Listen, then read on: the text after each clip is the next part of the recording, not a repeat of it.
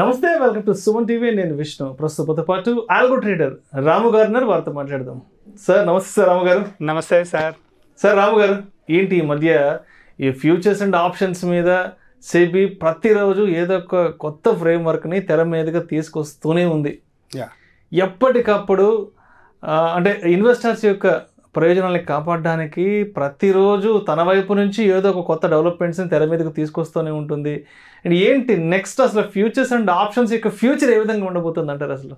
So ఇప్పుడున్న ప్రస్తుతానికి అనుగుణంగా మీరు ఒక మంచి టాపిక్ని సెలెక్ట్ చేసుకున్నారు. వాటికి అనుగుణంగానే మీరు అడుగుతున్న క్వశ్చన్ కూడా అందరికి ఉపయోగకరంగానే ఉంటుంది. వ్యూవర్స్ అందరికీ ఈ క్వశ్చన్ గురించి ఆన్సర్ తెలుసుకోవడానికి చాలా మంది చూస్తూ ఉంటారు.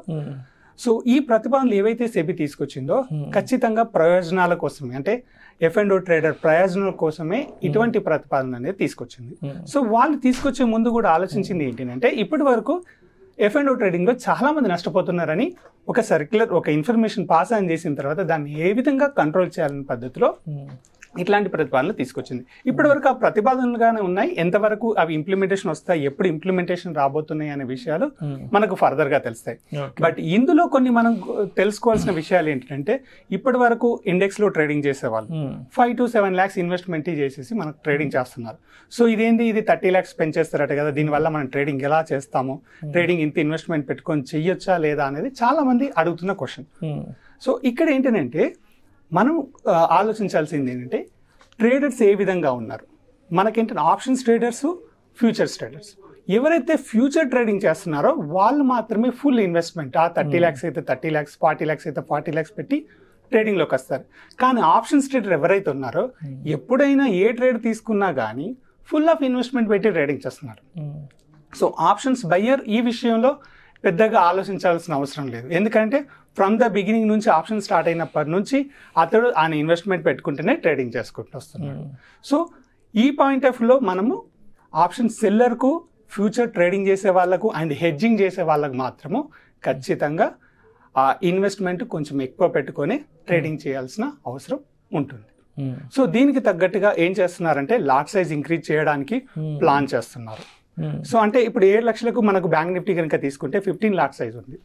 సో ఇది కనుక మనకు నెక్స్ట్ 15 lakhs నుంచి 30 lakhs వెళ్ళాలంటే ఖచ్చితంగా లాట్ సైజ్ అనేది ఇంక్రీజ్ చేయాల్సిన అవసరం వస్తుంది. సో ఇంక్రీజ్ చేయకుండా ఇంకో ఆప్షన్ ఏం చేస్తారు, మార్జిన్, స్పాన్ మార్జిన్ కట్ చేసే విధంగా అయినా కూడా ప్లాన్ చేస్తారు. బట్ ఏది ఏమైనా కానీ డబ్బులు పెట్టుకొని ట్రేడింగ్లోకి రావాలనేది క్లియర్ కట్ ఇన్ఫర్మేషన్. అంతే మన బడ్జెట్లో కూడా క్లియర్గా ఒక విషయాన్ని వాళ్ళు క్లియర్ కట్గా చెప్పారు. ట్రేడింగ్ అనేది మినిమం మధ్య తరగతి నుంచి కొంచెం ఎగువ తరగతులు ఉన్న వాళ్ళకే ట్రేడింగ్ అనేది ఒక క్లారిటీగా బడ్జెట్ ప్రతిపాదన చేస్తున్నప్పుడే ఈ విషయాలను క్లియర్ కట్గా చేసేసారు. రైట్. సో రామ్ గారు, ఒక విషయం స్పష్టంగా చెప్పండి. ఇప్పుడు F&O చేయాలన్నా, ట్రేడింగ్ చేయాలన్నా, ఏది చేయాలన్నా కూడా అంటే ఆ పర్సన్కి మినిమం ఎంత ఎక్స్పీరియన్స్ ఉన్న పర్సన్ ట్రేడింగ్ చేయడానికి సిస్టమ్ ముందు కూర్చోవాలి అంటారు. అతనికి ఎటువంటి క్వాలిటీస్ ఉండాలి, ఎంత నాలెడ్జ్ గెయిన్ చేసి ఉండాలి F&O చేయడానికి అసలు? ఈ విషయంలో చాలామంది ఏంటంటే F&Oకి డైరెక్ట్ వచ్చేసి ట్రేడింగ్ చేసాం, లాస్ అయ్యాము అనేది క్లియర్గా మనం వినిపిస్తున్నది. కానీ మీరు అడిగిన క్వశ్చన్ ప్రకారంగా మాత్రం ప్రతి ఒక్కరు ఆలోచించాల్సింది అంటే, మనకి ఏ ఎక్స్పీరియన్స్ ఉండాలి. అంటే మనకు ట్రేడింగ్ చేయకుండానే first of all A experience రాదు. బట్ తెలుసుకున్న విషయాలు కూడా మనకు ఎక్స్పీరియన్స్ కిందికి వస్తుంది. మనం నేర్చుకున్న విషయాలు కూడా మనకు ఎక్స్పీరియన్స్ కిందికి వస్తుంది. ట్రేడింగ్ చేస్తేనే అది ఎక్స్పీరియన్స్ అనేది కాదు. సో ఎక్స్పీరియన్స్ అనేది మనం నేర్చుకున్నది ఇంప్లిమెంటేషన్ చేస్తే కూడా అది మనకు కౌంట్ కిందకి వస్తుంది. సో F&O ట్రేడింగ్ చేసే వాళ్ళు ఎవరైనా కానీ ఫస్ట్ ఈక్విటీకి కంప్లీట్ అవగాహన చేసుకోవాలి. ఈక్విటీ అవగాహన చేసుకున్న తర్వాత F&Oకి వస్తే క్లియర్గా ఉంటుంది. అంటే ఈక్విటీలో మనం ఎందుకు లాస్ అవుతున్నాము, సో ఈ స్టాక్ సడన్గా పడిపోతే, మన హోల్డింగ్లో ఉన్న స్టాక్ సడన్గా పడిపోతే మన పరిస్థితి ఏంటి. సో వాటి కోసమే F&Oలు ఇంట్రడక్షన్ చేశారు. సో అంటే వీటిని ఇన్సూరెన్స్ చేసుకోవడం కోసం. సో ఈ అవగాహన, అక్కడి నుంచి అవగాహన తీసుకోగలిగితే ఖచ్చితంగా F&O ట్రేడింగ్ అనేది మన వాళ్ళకు చాలా ఉపయోగపడుతుంది. సెబీ చైర్పర్సన్ మాధవీపూర్ బుచ్ గారు కూడా అంటే ఒక విషయం పట్ల ఆవిడ కొంత క్లారిటీ ఇచ్చారు. 50,000 నుంచి 60,000 కోట్ల రూపాయలు ప్రతి ఏటా నష్టపోతున్నారంట. అంటే ఇప్పుడు ఇక్కడ ఇంకొక వర్షన్ ఏంటంటే, అసలు ఈ సెగ్మెంటే లేకుండా తీసి పడేస్తే ఏ గోళ లేదు కదా, వాళ్ళే పెట్టారు, వాళ్ళే నష్టపోతున్నాం అని చెప్తున్నారు, మళ్ళీ వాళ్ళే సలహాలు సూచనలు ఇస్తారు, మళ్ళీ వాళ్ళే ఇంకేదో ఎడ్యుకేటివ్ అంటారు కదా. అసలు దీన్ని లేపడేస్తే గోళ లేదు కదా అనేది ఒక కామన్ మ్యాన్కున్న ఆలోచన. ఏంటి దీన్ని ఏ విధంగా చూడాలంటారు? అసలు మీరు అడిగిన క్వశ్చన్ చాలా మంది వాస్తవంగా వీటి గురించి డిస్కషన్ చేస్తూనే ఉన్నారు. మీరే ఇంట్రడక్షన్ చేసి, మీరే పెట్టి, మీరే లాట్ సైజ్ తగ్గించి, మీరే లివరేజ్ పెంచి, మీరే తగ్గించి మమ్మల్ని అలవాటు చేసింది మీరే పరిస్థితికి తీసుకొచ్చారు. సరే, ఇప్పుడు ఏంటంటే కంప్లీట్గా బ్యాన్ చేయడానికి, కంప్లీట్గా ఎత్తేయడానికి అయితే ఆప్షన్ లేదు. ఎందుకంటే స్టాక్ పడిపోతే మనం హెడ్జ్ చేసుకొని కవర్ చేసుకోవడానికి ఆప్షన్స్ అనేది కంపల్సరీ అవసరం. సో వాళ్ళు ఇంట్రడక్షన్ చేసిన పద్ధతే కరెక్ట్ వేలో ఇంట్రడక్షన్ చేస్తాం. కానీ మనం ఏం చేస్తున్నాము, స్టాక్ లేకుండానే ఆప్షన్ ట్రేడింగ్ చేస్తున్నాం. అంటే మనకు వస్తువు లేకుండానే ఇన్సూరెన్స్ తీసుకుంటున్నాం. సో అంటే ఇన్సూరెన్స్ మీద ట్రేడింగ్ చేస్తున్నాం. సో కాబట్టి ఇప్పుడున్న పరిస్థితిలో మనం వీటికి అనుగుణంగా చేసుకుంటూ వెళ్ళాలి తప్ప మనం దాన్ని లిఫ్ట్ చేస్తారనే ఆలోచన నుంచి మనం 100% మనం మానుకోవాలి. అది ఆ ఆప్షన్స్ను క్లోజ్ చేసి కూడా ట్రేడింగ్ నడపలేము. ఓకే.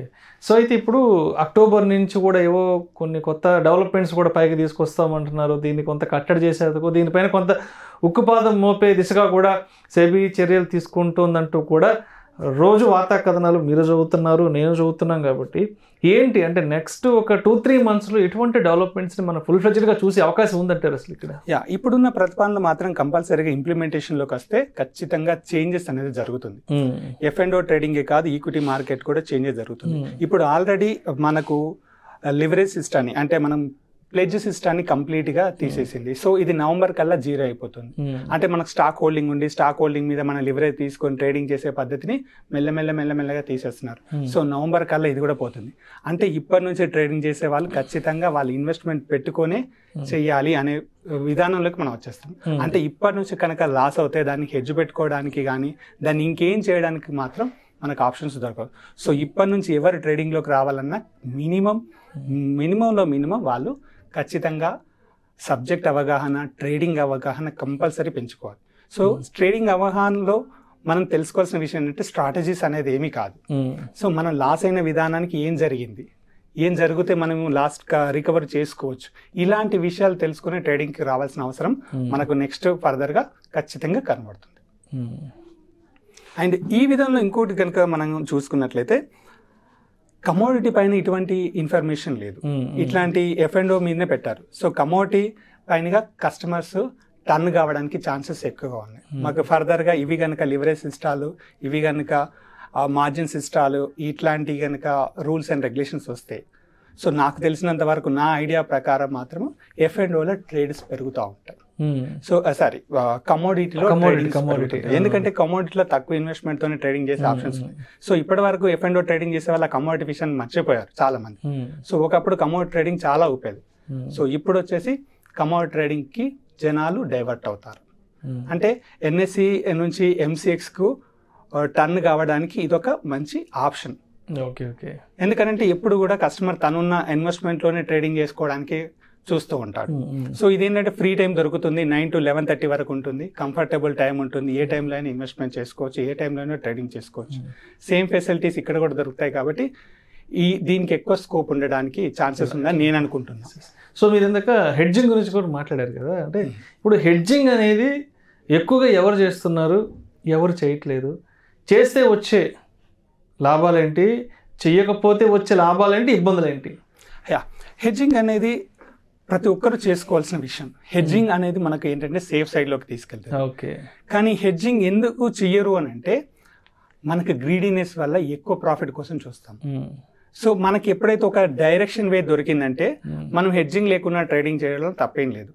కానీ ఆ డైరెక్షన్ వేలో అటు వెళ్లకుండా మనకు ఏమైనా రివర్స్ వచ్చినా, ఒకవేళ అక్కడ ఆగినా కానీ హెడ్జింగ్ అనేది ఖచ్చితంగా మనకు దోహదపడుతుంది.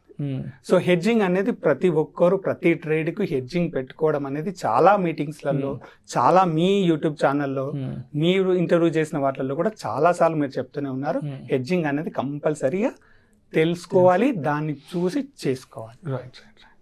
హెడ్జింగ్ అనేది ఒక చిన్న టాపిక్. మనం హెడ్జింగ్ అని ఒక వర్డే వాడతాం, కానీ ఆ హెడ్జింగ్ వల్ల ఖచ్చితంగా చూసుకుంటే సంవత్సరాలు కనుక మన రివ్యూ కనుక చూసుకున్నట్లయితే ఖచ్చితంగా ఇంత లాస్లోకి పోకుండా ఉండడం కోసం ఉపయోగపడుతుంది. అండ్ ఈ హెడ్జింగ్ ఎవరైతే చేసుకోవట్లేదు అని అనుకుంటున్నామో వాళ్ళు ఏంటంటే ఆ ఇన్వెస్ట్మెంట్ సరిపోవట్లేదు. వాళ్ళు పెట్టే ఇన్వెస్ట్మెంట్కి అంటే నేను లోయర్ ఎవరైతే ఎక్కువ మంది తక్కువ ఇన్వెస్ట్మెంట్తో ట్రేడింగ్ చేసి ఆప్షన్లు చేస్తున్నారో వాళ్ళ గురించి చెప్తున్నాను. సో వాళ్ళు ఏంటంటే ఇంకో ఆప్షన్ సెల్లింగ్ చేసుకునే ఆప్షన్ లేదు వాళ్ళకి. Hedging nothing but option selling చేయవచ్చు లేదా రివర్స్ బయింగ్ కూడా చేసుకోవచ్చు. కానీ ఎక్కువ మంది సెల్లింగ్ చేసుకుంటేనే దాని బెనిఫిట్ అనేది దొరుకుతుంది కాబట్టి వాళ్ళ ఇన్వెస్ట్మెంట్ సరిపోదు. సో ఇది ఒక పెద్ద ఇబ్బందిగా ఫీల్ అవుతారు. అండ్ చాలా వరకు మేము మీటింగ్స్లో చూస్తున్నప్పుడు ఆప్షన్ సెల్లింగ్ అనేది ఒకటి ఉంటుందనే ఐడియా కూడా లేకుండా స్టాక్ మార్కెట్లో ట్రేడింగ్ చేస్తాం. దీని గురించి నెక్స్ట్ వీడియోలో డీటెయిల్గా మాట్లాడదాం. Option selling versus option buying ఏంటనే దాని గురించి. Right. Thank you so much Ramu garu. Thank you అండి. ఫ్యూచర్స్ అండ్ ఆప్షన్స్ యొక్క ఫ్యూచర్ ఏ విధంగా ఉంటుంది, దీనికి సంబంధించి మార్కెట్ల నియంత్రణ మండలి సెబీ ఎటువంటి చర్యలు తీసుకోబోతోందనే అంశం గురించి చాలా చక్కగా మీ అనాలిసిస్ తెలియజేశారు. Thank you so much sir. Thank you Vishnu గారు.